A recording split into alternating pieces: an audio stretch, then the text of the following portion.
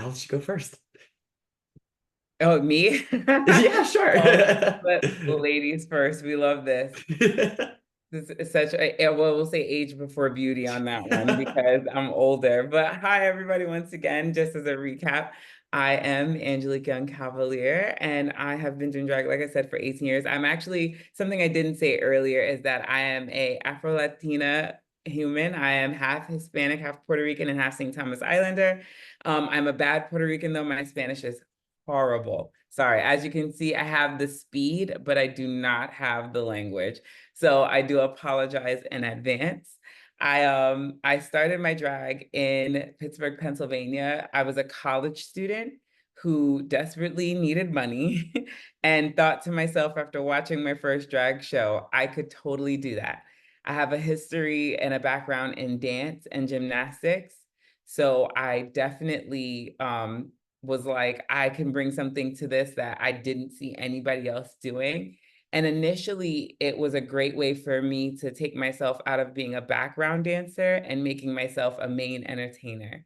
I had no idea that I was going to fall in love with it. I had no idea that it was going to become so important to me and or be such a driving force in my life.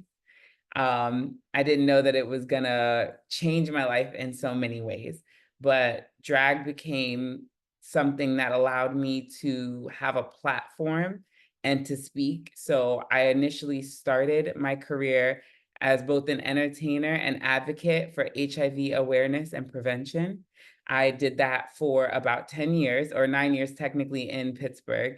And I did everything from hosting and holding testing sites and helping people do awareness and prevention, handing out a lot of condoms as a drag queen. People love to get condoms from drag queens. It's like candy canes from Santa Claus. Um, and also we did a lot of events in which we did roundtable discussions and did a lot of myth busting. So that was something that I was very proud of and loved to do. When I moved to Florida, my activism took a bigger step forward. I had a bigger platform here between Orlando, Miami, and Tampa. And I was able to utilize that platform to help educate people on many of the various things that were happening. So it's something that I have a big passion for. It's something that I absolutely love. And it allows me to be a version of my best self, someone who is unapologetically honest and also a huge defender of my community. And I'll stop there. Alex. So my name is Alex Quinto, but I also go by Alice Marie Grip.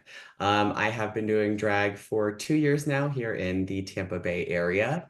I got started at a talent night, which we're going to talk about a little bit later on, but I got started as a baby queen at a talent night that had no idea what they were doing in a costume that was probably too big for them and shoes that were probably too small for my feet.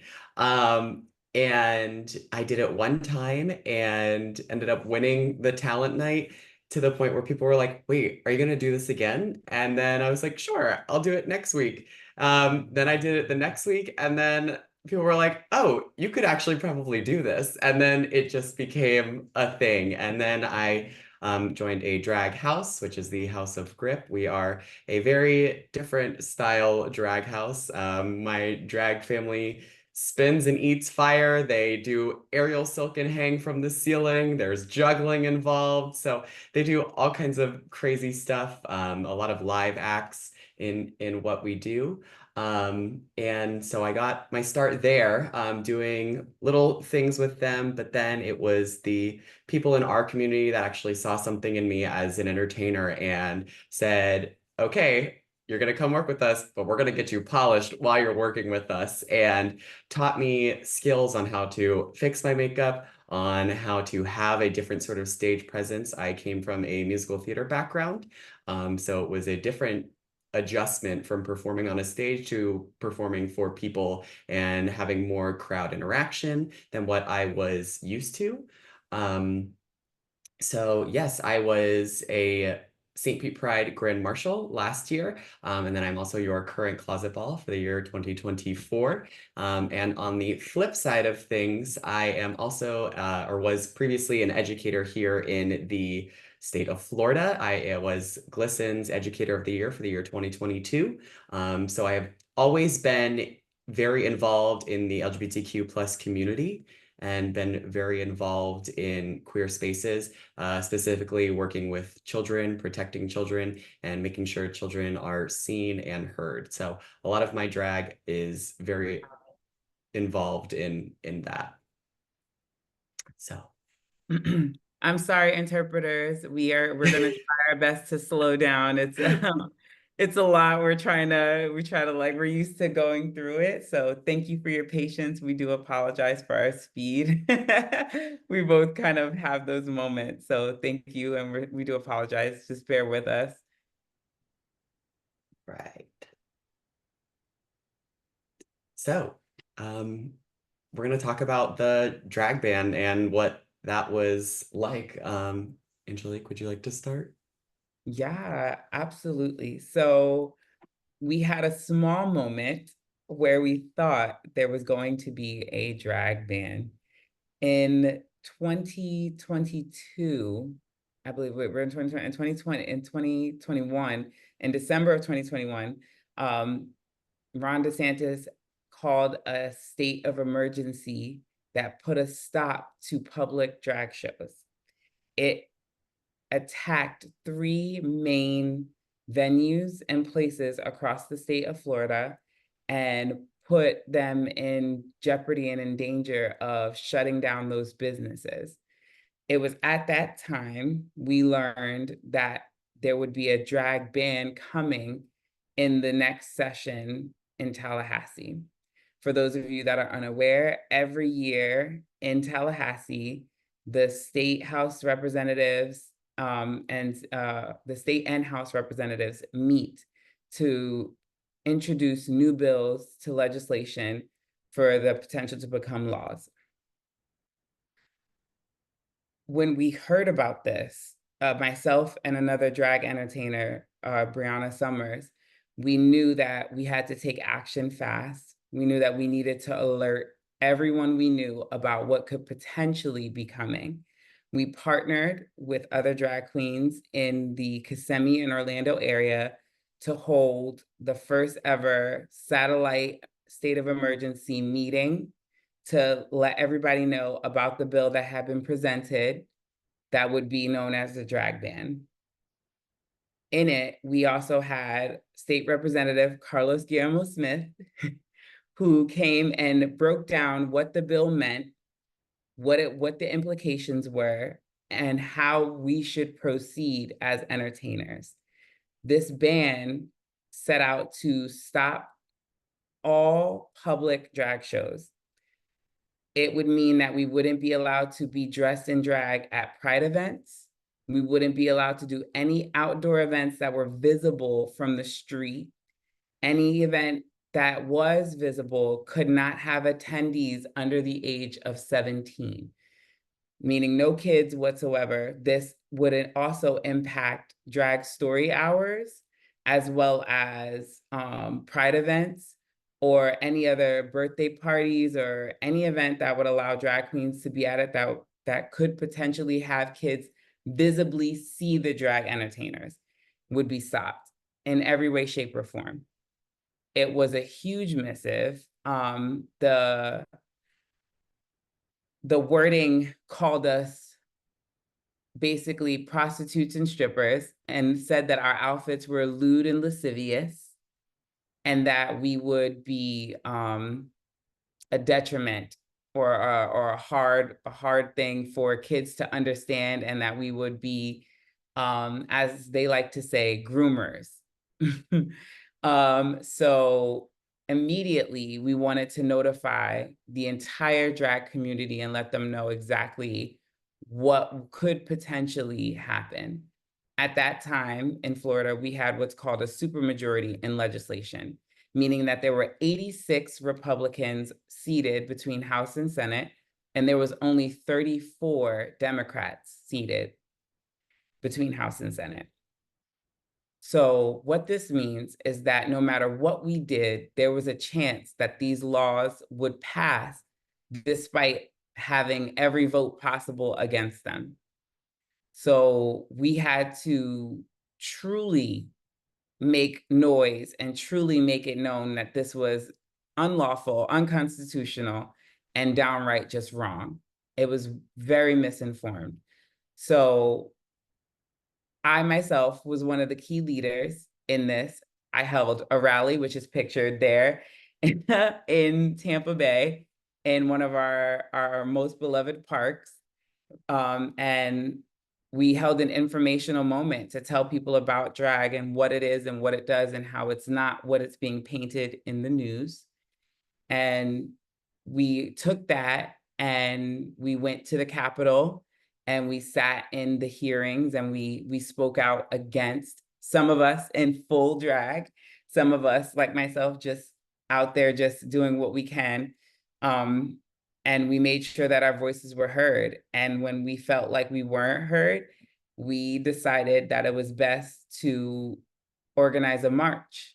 And we organized a full march that had over 1,200 drag entertainers from all over the state of Florida who came to showcase that drag is not a crime and drag is not something to be afraid of, and that it is an art form and a form of art expression. And we showed them images of their beloved actors and musicians and people who they have grown up with their entire lives, who had at some point in time dressed in drag or performed in drag or done movies and film and videos in drag. And we made it known that we are not going to lay lightly and let this happen to us. Thankfully, the drag ban never saw the light of day. It was ended and it never fully took place. But the damage it did was irreversible. So many venues were threatened with death threats. They were met by Proud Boys with guns, including story times with children in the building and libraries. They were met with people outside, angry mobs out of sight of businesses, threatening to set places on fire and cause harm to the people inside. There were instances of threats being made to events and venues before events even happened, simply because they promoted it. A lot of my friends and family lost their jobs. They lost their venues. Businesses shut down because of the overwhelming threats and the overwhelming assaults that they face daily, the loss of business they face because people were scared to come to them. So even though we won overall, some of those businesses and places still to this day will not have a drag show or will not allow drag entertainers in. There are still places that no longer do drag queen story hours or have drag queen events or have any form of drag at their venues because of the fear incited by the people, not even by the law. So while the drag ban never took place, its effects still resonate in our community today. Alex? Everything. Yeah, and so now I'm just gonna go to the next slide because you explained everything. um,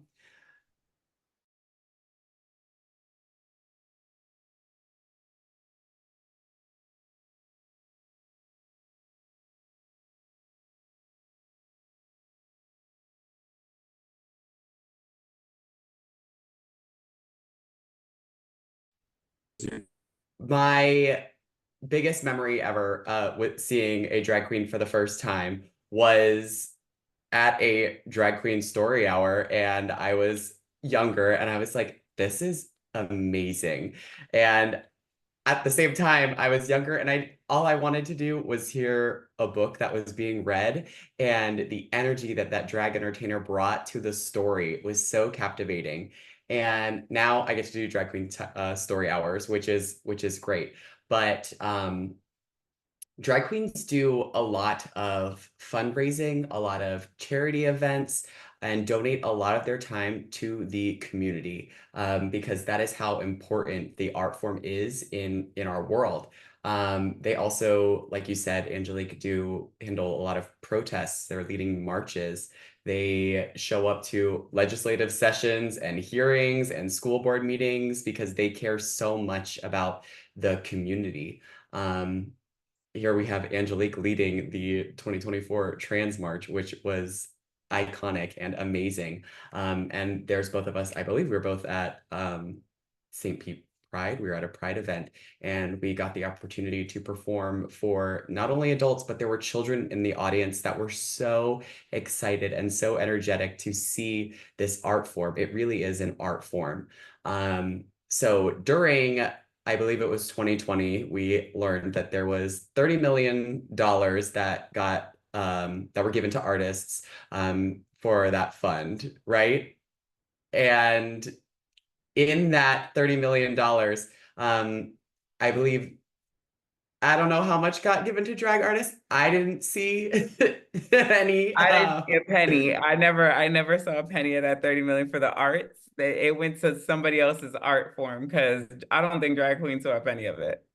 Right. So when we look at the drag ban and we're talking about these venues that are being lost, they drag queens took a big hit because they were not able to host their shows.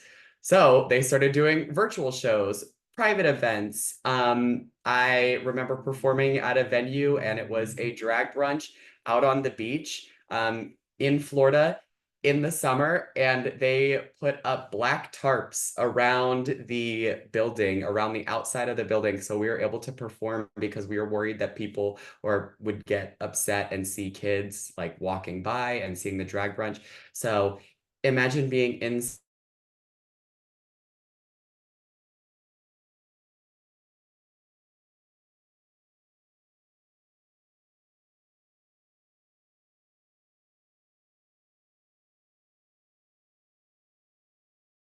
everything is on and you are melting all because you're trying to do something that you love. It's more than a hobby, it's a love. It is we pour so much of ourselves into the work. um so everything that we do is for the community. um I can say that I feel like I have done countless charity events where the money that we have given has changed people's lives. I have been honored to work with Divas in Dialogue, which is a organization out of Orlando, and all of the money that I have raised for them has helped house trans women, help them get jobs, get their GEDs, and all of that money that I have made with them, I have been performing. I have been working as Alice. I have been doing shows and posting online for people to donate to them. And so all of that work is to give back to the community. Angelique, anything?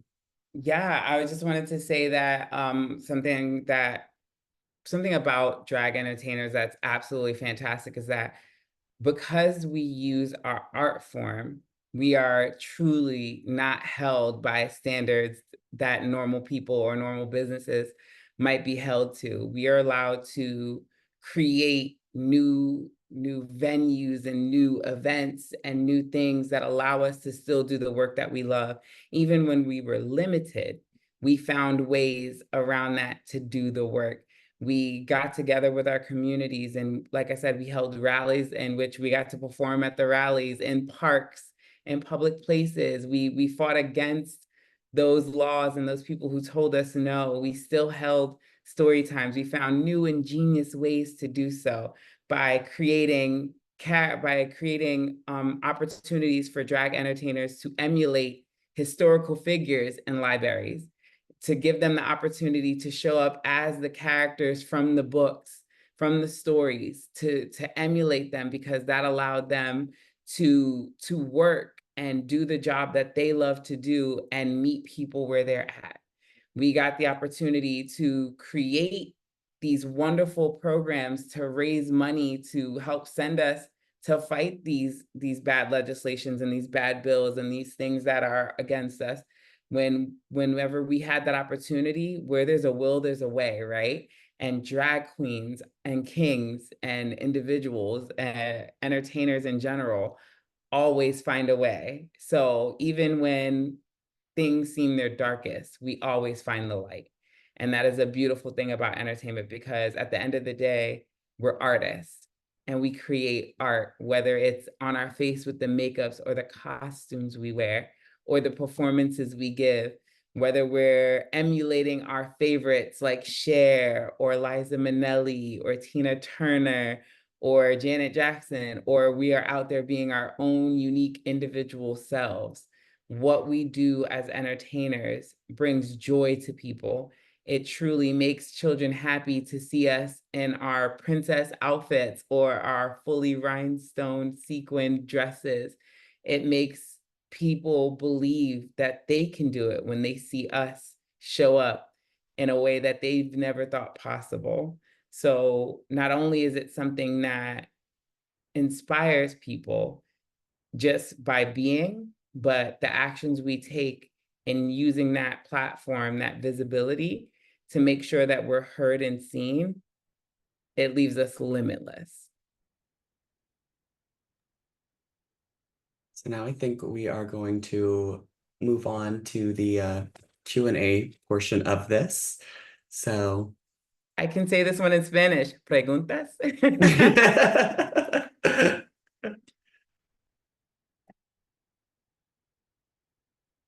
But also, thank you so much for having us and for allowing us to be here. We hope that you guys, and feel free to ask us anything respectfully about drag. We're here to help educate and help you guys have a better understanding.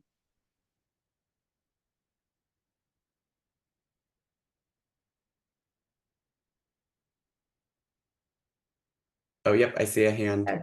Cynthia, do we have to Yes, okay. I was wondering when you were able to get everyone together to come against the ban, were you able to get in touch with any celebrities like RuPaul or anyone else that came to support? Because again, if it affected Florida, it could have potentially affected other states in the United States. So I didn't know if